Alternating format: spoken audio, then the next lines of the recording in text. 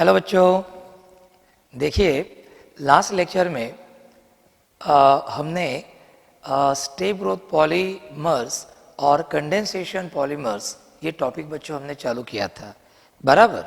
और इसमें हमने नायलॉन 6 जो है ये फाइबर बच्चों हमारा हो गया बराबर।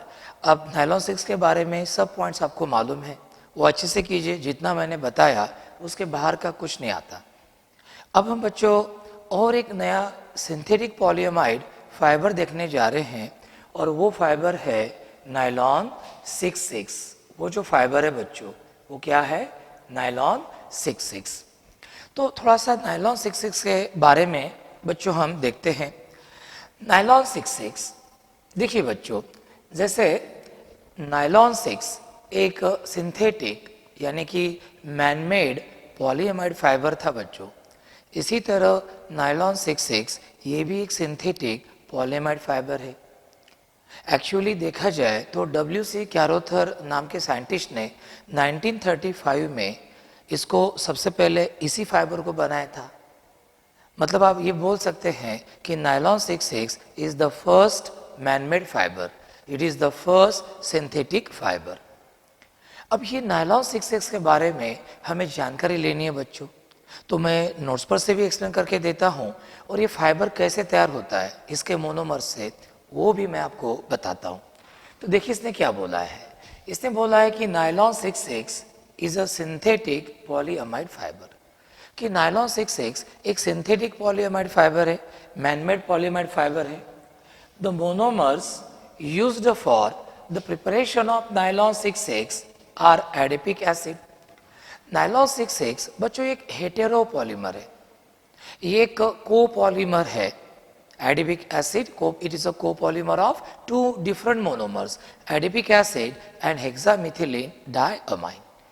बच्चों नायलॉन 6 का एक मोनोमर है एडिपिक एसिड, जिसका फार्मूला होता है COOH CH2/4 COOH, और दूसरा होता है हेक्सामिथिलीन डायअमाइन, इसका फार्मूला है NH2CH2/6 NH2। एडिपिक एसिड का और भी एक नाम है बच्चों, 6 कार्बन की चेन है तो आप हेक्सेन बोल सकते हो। एक CH ग्रुप 1 पर है और एक 6 पर है, तो हेक्सेन 1,6 डाइओइक एसिड, ये भी इसका नाम आप बोल सकते हो हेक्सेन 1,6। या सिंपली आप इसको ये भी बोल सकते हो कि hexane dioic acid, hexane dioic acid. अब ये हेक्सामिथिलीन डायमाइन है बच्चों, 6 मिथिलीन ग्रुप है हेक्सामिथिलीन डायमाइन बराबर, हेक्सामिथिलीन डायमाइन। या फिर आप इसको ये भी बोल सकते हैं कि it is hexane 1,6 diamine, it is hexane 1,6 diamine. तो ये हो गया बच्चों इसके बारे में। अब इन both these monomers contain 6 carbon atom each। Nylon 6 के बच्चों ये जो दो मोनोमर्स है, दोनों मोनोमर मॉलिक्यूल में 6 कार्बन है। एडिपिक एसिड में भी देखो 4 और ये 2 6 कार्बन, और हेक्सामिथिलीन डायमाइन में भी देखो ये 6 कार्बन है 6 मिथिलीन ग्रुप के। तो नायलॉन 6 के जो दोनों मोनोमर मॉलिक्यूल्स है इनमें 6 कार्बन है, 6 कार्बन एटम है। So to indicate that both the monomer molecules of this nylon, they contain 6 carbon atoms in their molecules, we mention here this number nylon 6,6। We mention here the number nylon 6,6। तो आपने इसको कैसे पढ़ना चाहिए बेटा? Nylon 6,6, और लिखना भी कैसा चाहिए? नायलॉन 6,6। अब कुछ लोग इसको नायलॉन 66 भी बोलते हैं, लेकिन इससे गलत इंटरप्रिटेशन हो सकता है, इसलिए हम लोग साइंस के स्टूडेंट हैं बराबर, तो हमने विथ अंडरस्टैंडिंग लिखना चाहिए नायलॉन -6,6। ओके, तो इस तरह से ये हो गया बच्चों इसके बारे में। चलो अब देखते हैं कि ये नायलॉन 6 तैयार कैसे होता है। तो इसके लिए हम थोड़ा सा हमारा बोर्ड क्या कर देंगे बच्चों, थोड़ा सा चेंज कर देंगे, और ये कैसे तैयार होता है तो वो हम देखेंगे। हम जाते हैं हमारे एंड्रॉयड, इसके ऊपर जाते हैं, एंड्रॉयड के ऊपर जाते हैं। चलो अब इसके ऊपर आगे बच्चों हम, अब यहाँ पे मैं आपको बताऊंगा कि कैसे नायलॉन 6 इन दोनों मोनोमर मॉलिक्यूल से क्या होते हैं तैयार। देखिए समझ लो हमने n मॉलिक्यूल्स लिए, हमने बच्चों समझ लो n मॉलिक्यूल्स लिए, इसके किसके लिए हमने n मॉलिक्यूल्स, एडिपिक एसिड के n मॉलिक्यूल्स हमने लिए।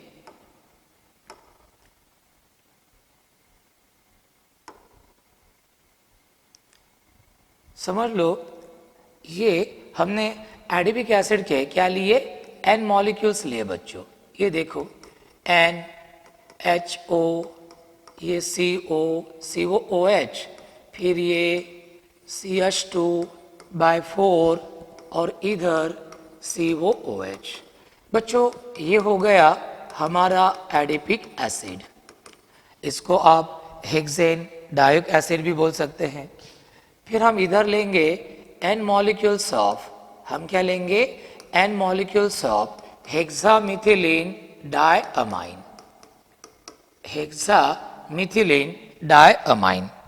ठीक है, तो ऐसा करते हैं हेक्सामिथिलीन डायअमाइन। NH2 को मैं ऐसे लिखता हूं बच्चों। चलो तो ये हो गया हमारा दूसरा मोनोमर जिसका नाम है हेक्सामिथिलीन डायअमाइन। बच्चों देखो यदि आप n molecules of adipic acid लेते हो तो you should take n molecules of hexamethylene diamine, यानी ये दोनों को जो है आप 1:1 मोलर रेशियो में लो एक्वस सॉल्यूशन में। अब इस मिक्सचर को, इन दोनों के 1:1 मोलर मिक्सचर को आप क्या कीजिए, इन presence of inert atmosphere of N2 gas के प्रेजेंस में आप 280 डिग्री सेल्सियस या 553 केल्विन टेम्परेचर पर आप क्या करो, heat. Inert atmosphere of N2 gas जरूरी है बच्चों, क्योंकि ये पॉलीमर एयर के कांटेक्ट में आ गया तो इसका ऑक्सीडेशन हो सकता है। So to avoid this we carry out this reaction, polymerisation reaction in presence of inert atmosphere of N2 gas. तो बच्चों कौन सी प्रोसेस होंगी, ये होंगी thermal polymerisation. Sir thermal polymerisation हम किसको बोलते हैं, जो पॉलीमराइजेशन रिएक्शन हम टेम्परेचर कंट्रोल करके कंट्रोल करते हैं बच्चों, हम उस रिएक्शन को बोलते हैं थर्मल पॉलीमराइजेशन। चलो अब देखते हैं कि इन दोनों मोनोमर मॉलिक्यूल में रिएक्शन कैसी होती है, अर्थात एक कंडेंसेशन पॉलीमर है बच्चों, तो कंडेंसेशन रिएक्शन होगी। क्या होता है during the reaction, adipic acid के CO ग्रुप का OH ग्रुप और हेक्सामेथिलीन डायअमाइन के NH ग्रुप का H, ये OH और H ये कंबाइन होके बच्चों क्या करता है, देखो क्या करता है, देखिए क्या कर रहा है, ये कर रहा है H2O, ये कंबाइन होके क्या तैयार कर रहा है, H2O। अब जैसे ये OH इस H के साथ गया बराबर, अब सोचिए यहाँ पे हेक्सामेथिलीन डायअमाइन रहा यहाँ पे, तो ये OH उस H के साथ चला जाएगा बच्चों। और यहाँ पे समझ लो हेक्सामेथिलीन डायअमाइन के बाजू में यहाँ पे एडिपिक एसिड है, तो ये उसके OH के साथ चला जाएगा, ये उसके OH के साथ चला जाएगा। तो जैसे यहाँ से एक H2 निकल गया, वो H और ये OH ये भी निकल जाएगा बच्चों H2 करके, यानी टोटल कितने H2 मॉलिक्यूल्स निकल गए, दो H2 मॉलिक्यूल निकल गए। अब बचा क्या बच्चों, ये OH गया, चलो लिखते हैं क्या बचा यहाँ पे, देखो यहाँ पे बचा C डबल बॉन्ड O, फिर CH2/4, फिर C डबल बॉन्ड O, फिर सिंगल बॉन्ड NH, फिर सिंगल बॉन्ड CH2/6 और फिर सिंगल बॉन्ड NH। तो ये बच्चों आपको यहाँ पे देखने को मिल रहा, और ये प्लस ट्वाइस H2O। अब देखो बच्चों जब मैं इसका एक मॉलिक्यूल लेता हूँ तो ये मुझे एक रिपीटिंग यूनिट मिलता है और 2 H2 मॉलिक्यूल मिलते हैं। लेकिन पॉलीमर फॉर्म करते वक्त तो बच्चों हम इसके n मॉलिक्यूल और इसके n मॉलिक्यूल ले रहे हैं, तो इसका एक और ये 2 देते हैं, तो इसके मैंने n मॉलिक्यूल्स लिए, इसके n मॉलिक्यूल्स लिए, तो मुझे क्या मिलेंगे, ये n रिपीटिंग यूनिट्स मिलेंगे। और वाटर मॉलिक्यूल्स मुझे कितने मिलेंगे, ट्वाइस n, एक तो ये एक और ये 2, ये n तो ये होंगे n और ये होंगे ट्वाइस n। अब बच्चों ऐसे n रिपीटिंग यूनिट्स तैयार हो रहे। इन n रिपीटिंग यूनिट्स के दोनों साइड में फ्री वैलेंसीज है, आप देख रहे कार्बन की फ्री वैलेंस है, नाइट्रोजन की। तो ये दोनों साइड की फ्री वैलेंसीज यूज करके बच्चों ये रिपीटिंग यूनिट जो है n, वो एक दूसरे को लीनियर मैनर में क्या हो जाते हैं, लिंक अप। और सबसे पहले हमें क्या मिलता है, इस नायलॉन 6,6 का हमें क्या मिलता है बच्चों, मोल्टन पॉलीमर। क्या मिलता है हमें इसका, molten polymer. So how nylon 6,6 is prepared from its monomers? Very simple. The two monomers, adipic acid and hexamethylene diamine, they are taken in the 1:1 molar ratio. बराबर, and this 1:1 molar mixture of adipic acid and hexamethylene diamine is then heated in presence of inert atmosphere of N2 gas at about 280 degrees Celsius or 553 Kelvin temperature. Thermal polymerization will occur, है ना, condensation polymerization will occur, step growth polymerization will occur, and finally first of all we will get the molten polymer of nylon 6,6. देखो बच्चों ये nylon 6,6 का formula है CO CH2/4 CONH CH2/6 NH/N। देखो इसमें amide linkage है, इसमें क्या है, ये अमाइड लिंकेज है बच्चों इसमें, और इसीलिए ये एक पॉलीमाइड फाइबर है, मैनमेड है, सिंथेटिक है। इसलिए हम बोलते हैं कि nylon 6,6 is a synthetic polyamide fiber and it is the first man-made fiber. It is a copolymer of adipic acid and hexamethylene diamine. It is an example of heteropolymer. तो ये सब बच्चों हमने देखा। तो ये रिएक्शन आपको लिखने की बच्चों प्रैक्टिस करनी है, ये आप लिख के देखेंगे तभी आपको इसके ऊपर कॉन्फिडेंस आएगा। बच्चे कभी कभी एन लिखना भूल जाते हैं और मार्क्स कट जाते हैं। बच्चों आपने एन नहीं लिखा, समझ लो आपने एन नहीं लिखा, तो ये हो जाएगा एक सिंगल रिपीटिंग यूनिट। ये क्या हो जाएगा बच्चों, एक सिंगल रिपीटिंग यूनिट।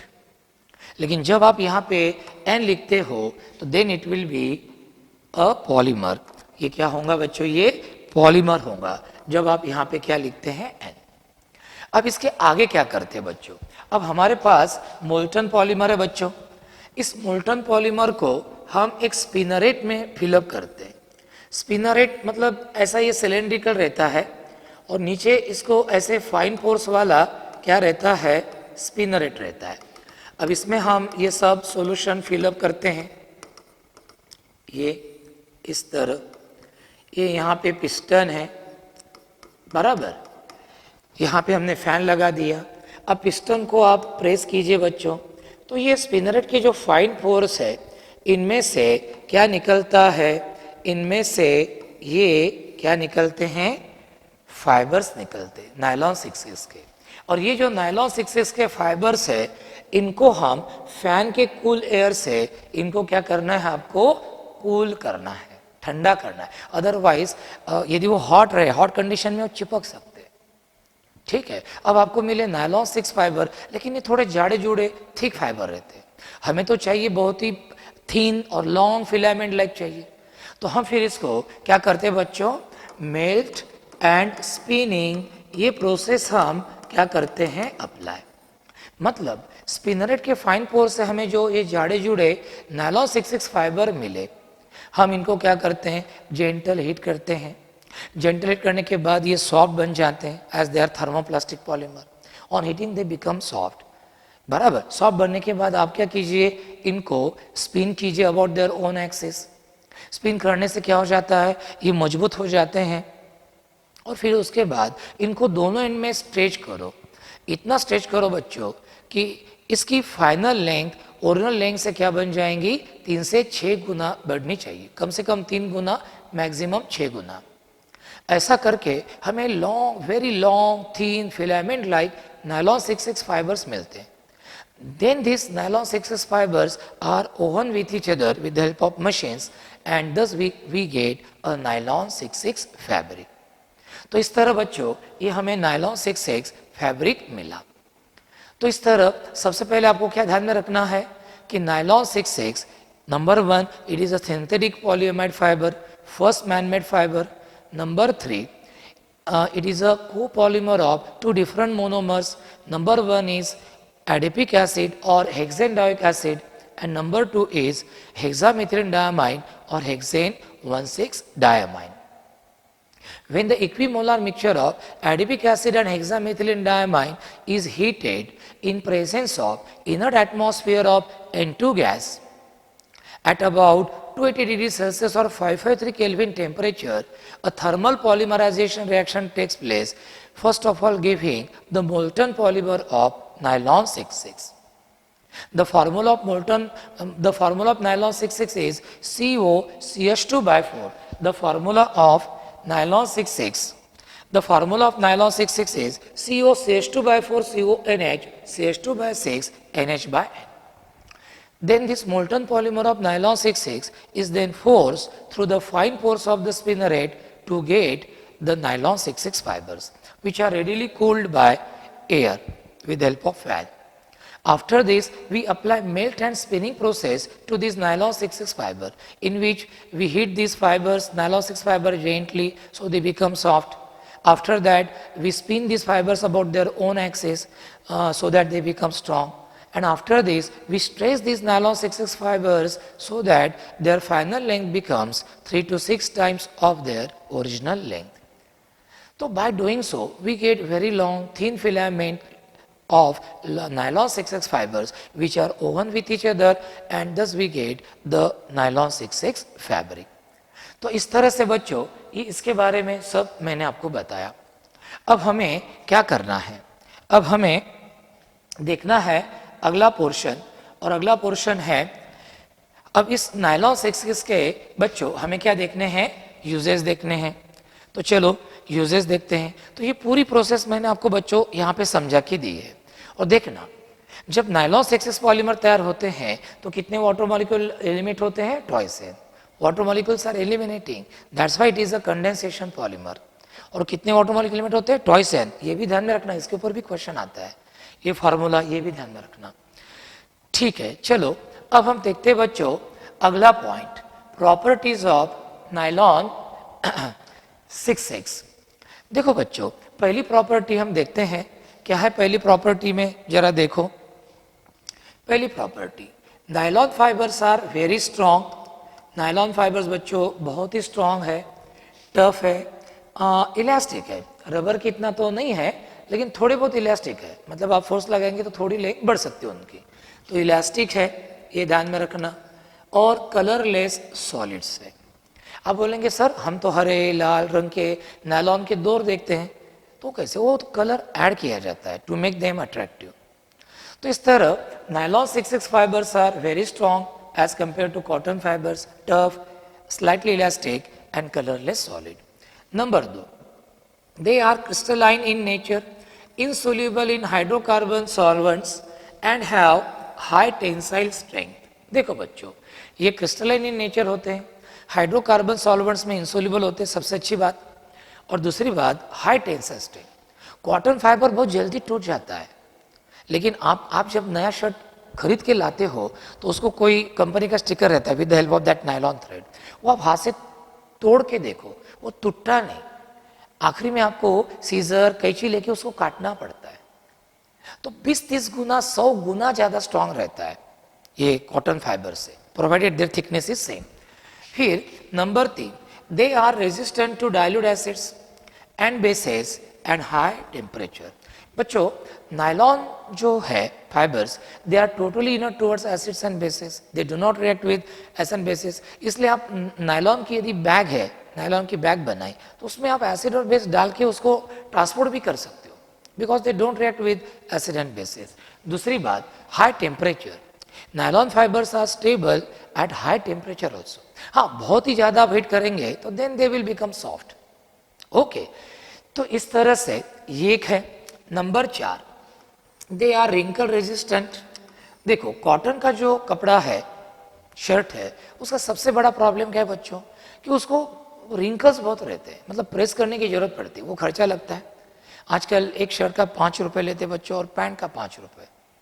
नायलॉन का कपड़े के बारे में प्रॉब्लम नहीं. Nylon fabric is wrinkle less, wrinkle रहती नहीं उसके ऊपर, हे ध्यान में रखना. क्रीज रेजिस्टंट म्हणजे तेच रे पोरांनो, सुरकुत्या पडत नाहीत, म्हणजे प्रेसचा खर्च वाचला. ॲब्रेशन प्रूफ म्हणजे वेरिंग अँड टिअरिंग इसका जल्दी नहीं होता, झीज नाही होत. कॉटनचा फायबर बघा, एखाद्या टोकदार फायबर असा घासत राहा, पटकन त्याच्यात दसळ्या निघतात आणि तो तुटतो. नायलॉनचा फायबर, नायलॉनचा दोर तुटत नाही. आपण बघा विहिरीवर मोठे मोठे जाडे जाडे दोरखंड वापरतो विहिरीतलं पाणी काढायसाठी. विहिरीच्या काठाला घासतो, आपल्या हाताला घासतो. इतकं घासून सुद्धा तो लवकर तुटत नाही. 2-2, 3-3, 4-4 वर्ष तो दोरखंड चालतो. ॲब्रेशन प्रूफ आहे. विरिंग अँड टेरिंग इसका जल्दी नहीं होता, ड्युरेबल आहे, मजबूत आहे. त्याच्यानंतर these are the resistant to the attack of moths and fungi. Moths और फंगाई, ये जो जीव जंतु है जो कॉटन के कपड़े को खाते हैं, हमेशा डर रहता है. वो नायलॉन के कपड़े को कुछ भी नहीं बिगाड़ सकते. इसलिए नायलॉन का कपड़ा यदि रहा तो आपको मॉस और फंगाई के बारे में चिंता करने की जरूरत ही नहीं. वो उनका खाद्य नहीं है नायलॉन, तो ये जीव जंतु उसके तरफ भी जाते नहीं, तो इसकी टेंशन नहीं. Nylon fibres are amphoteric and take up bright colours and are beautiful. Nylon के जो फाइबर्स है बच्चों, इनके ऊपर कलर्स बहुत अच्छे से बैठते हैं. इतने अट्रैक्टिव कलर दिखते हैं ये नायलॉन के धागे कि कॉटन फाइबर की तुलना में तो कितना अच्छा, बहुत बढ़िया एंड ब्यूटीफुल दिखते हैं. मेल्टिंग, यदि आप नायलॉन की साड़ी देखते हो, मेरे ख्याल से लड़के उनको नेट बोलते हैं, नेट. तो दूर से आप नायलॉन की साड़ी देखेंगे ना तो ऐसे दिखेंगे कि कुछ के कुछ. कॉटन की साड़ी उसके तुलना में कुछ भी नहीं दिखेंगी. लेकिन नायलॉन का प्रॉब्लम क्या है, वो पसीना एब्सॉर्ब नहीं करता. और हमारे तो हॉट वेदर है, हमें तो पसीना एब्सॉर्ब करने वाले कपड़े चाहिए ताकि हमारी स्किन ड्राई रह सके. तो nylon fibres are amphoteric and take up bright colours and are beautiful. Melting point of nylon 6 is 498 kelvin. ये कोई पूछता नहीं. Melting point of nylon 66 is 537 kelvin, तो इसका थोड़ा ज़्यादा है. In nylons, the molecular chains are held to each other by hydrogen bonds between NH and CO groups. अब कैसे समझ लो, ये ऊपर की एक पॉलीमेरिक चेन है बच्चों, समझ लो एक ऊपर की पॉलीमेरिक चेन है, बरोबर, ये ऐसा चालू है ऐसा, और एक ऐसी नीचे की चेन है, समझ लो, है ना, एक ऐसी नीचे की चेन है. यहाँ पे मैं ऐसे लिखता हूँ NH, ये CO, ऐसे दिखाता हूँ मैं NH और ये CO. तो क्या होता है, ऊपर वाली चेन का O और नीचे वाली चेन का H, या उल्टा, तो इनके बीच में जगह जगह एक्सटेंसिव हाइड्रोजन बॉन्डिंग तैयार होती है. ऊपर वाले चेन का CO ग्रुप का O और नीचे वाले पॉलीमेरिक चेन का NH ग्रुप का H, इनके बीच में हाइड्रोजन बॉन्डिंग डेवलप होती है जगह जगह जगह, जिससे ये पॉलीमेरिक चेन्स उस फाइबर में एक दूसरे को फर्मली होल्ड करके रखी जाती हैं, जिससे ये नायलॉन 66 का फाइबर बहुत ही स्ट्रॉन्ग बन जाता है. तो ये इसके बच्चों फिजिकल प्रॉपर्टीज. फिजिकल प्रॉपर्टीज की तुलना में यूजेस पर ज़्यादा क्वेश्चंस पूछते हैं, तो जरा यूजेस हम देख लेते हैं. चलो, क्या है यूजेस ऑफ नायलॉन 66. पहला यूज देखो, क्या है पहला यूज, देखो, nylon fibres are use for the preparation of nylon cloth. Nylon का कपड़ा तैयार होता है. पैराशूट फैब्रिक, ये लोग ऊपर उड़ते हैं with help of parachute fabric. वो पैराशूट का फैब्रिक बहुत बेटा क्या चाहिए, मजबूत चाहिए, तो नायलॉन से बनता है वो. इलेक्ट्रिक इंसुलेटर, ये देखिए आपके घर में केबल्स होंगी, तो अंदर कॉपर वायर रहती है, एल्यूमिनियम वायर रहती है, उसके ऊपर एक रबर लाइक कोटिंग रहता है, जिससे वो शॉकप्रूफ बन जाती है केबल. तो वो जो कोटिंग है वो नायलॉन से रह सकता है, नायलॉन से बना हुआ रह सकता है, as it is the bad conductor of electricity. तो नायलॉन क्लॉथ बनता है बच्चों इससे, पैराशूट का कपड़ा बनता है, और इलेक्ट्रिकल इंसुलेटर्स भी बनते हैं. आगे देखते हैं, they are also use for the preparation of fishing nets, है ना, मछलियाँ पकड़ने के लिए जो जाला हम फेंकते पानी में, तो उसके जो थ्रेड्स है नायलॉन के धागे, वो इससे बनते हैं. Strings for the sport rackets, है ना, हे टेनिस खेळतात, है ना, टेनिस खेळतात किंवा बॅडमिंटन खेळतात, त्या रॅकेट जे आहेत पोरांनो, तर त्या रॅकेटचे जे स्ट्रिंग्स आहेत, ते जे धागे आहेत, ते या नायलॉनने बनतात. बघा ते किती जोराजोराने फटके मारतात तरी सुद्धा ते धागे तुटत नाही, इतके मजबूत असतात. तो ये बनते हैं. They are also use as the bristles for toothbrushes. दररोज आपण ब्रश करतो, त्या टूथब्रशचे जे ब्रिसल्स आहेत दात त्याचे, ते सुद्धा याने बनतात. Paint brush, hair brush, shaving brush, scrubbers म्हणजे आपले भांडे घासायचे scrubbers, saris, paints and coatings in industry, ये सभी नायलॉन 6 से यूज होते हैं बच्चों, नायलॉन 6 से यूज होता है इनमें। आगे they are also use as the surgical stitches, है ना। समजा पोरांनो जखम झाली तो त्या जखमेला टाके घालायचे आहेत, तर ते टाके घालण्यासाठी सुद्धा नायलॉनचा धागा आपण वापरू शकतो, बराबर। तो ये है टू मेक सॉक्स, है ना, नायलॉनचे आपण सॉक्स बनवू शकतो थंड प्रदेशात जिथं गरमी होत नाही, है ना, तिथं काही घामघीम येत नाही, तिथं नायलॉनचे सॉक्स आपण करू शकतो, तो पाणी ॲब्सॉर्ब करत नाही। स्वेटर्स, नायलॉन के स्वेटर्स, ये नायलॉन का स्वेटर आपने पहना बच्चों तो ये अपने शरीर की जो गर्मी है उसको पकड़ के रखता है, तो नायलॉन से आप स्वेटर भी बना सकते हैं ठंडे प्रदेश में, वो यूज़ कर सकते हैं। Number 5, these are use to prepare tyre cords, गाड़ी के टायर्स, अपने बाइक जो है कार्स है उसके टायर्स भी नायलॉन से बनते हैं। रोप्स, मोठमोठे नायलॉनचे दोरखंड, बॅग्स, मॉस्किटो नेट्स, हे मच्छरदाण्या आपण घरी लावतो, त्याच्यानंतर निटेड कर्टेन्स वगैरह, मतलब वो शर्ट नायलॉन के वो नेट लाइक शर्ट रहते थोड़े से। तो ये सभी बच्चों किससे तैयार होते हैं? नायलॉन 6 से। तो इस तरह बच्चों हमारा आज ये दोनों सिंथेटिक पॉलीएमाइड फाइबर हो गए, नायलॉन 6 भी हो गया, नायलॉन 6 भी हो गया। बस इतना आप अच्छे से कीजिए, इसके बाहर का कुछ नहीं आता, ठीक है। Thank you very much, have a very good day.